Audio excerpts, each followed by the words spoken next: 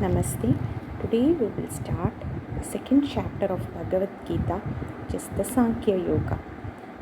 The first sloka goes like this: Sañjaya uvāca tam tathā kṛpayāviṣṭam aśru-pūrṇākulekṣaṇam viṣīdantam idaṁ vākyam uvāca madhusūdanaḥ. Madhusūdanaḥ, that is Krishna, told these words to Arjuna. Uvāca means told. Vākyam uvāca. He told the following words. In the previous chapter, the ending sloka showed that Arjuna was filled with grief. Sloka samvighnamanasah. So here Arjuna is described as kṛpayāviṣṭam, someone who was engulfed with compassion. aśru-pūrṇākulekṣaṇam. Ashru means tears, Purna filled, so eyes filled with tears and confusion. Viṣīdan, who was sorrowing, and to this kind of Arjuna, Krishna spoke the following words. Now, why is Krishna called as Madhusūdanaḥ? During Pralaya, Vishnu usually is depicted as being in Yoga Nidra. So when Vishnu was in Yoga Nidra, from the wax in his ears, two asuras emerge. One is Madhu and another one is Kaitapa.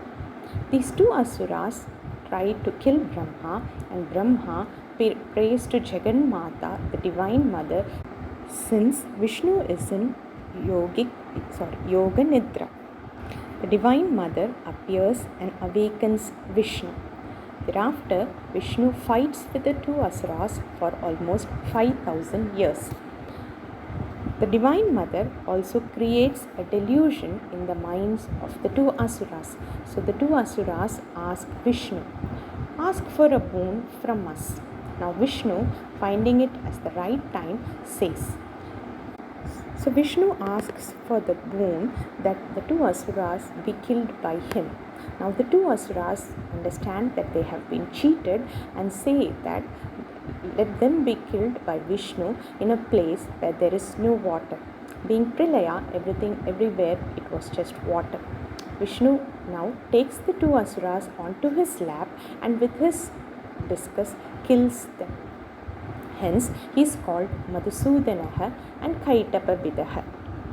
So the first sloka says that Krishna talks the following words to Arjuna.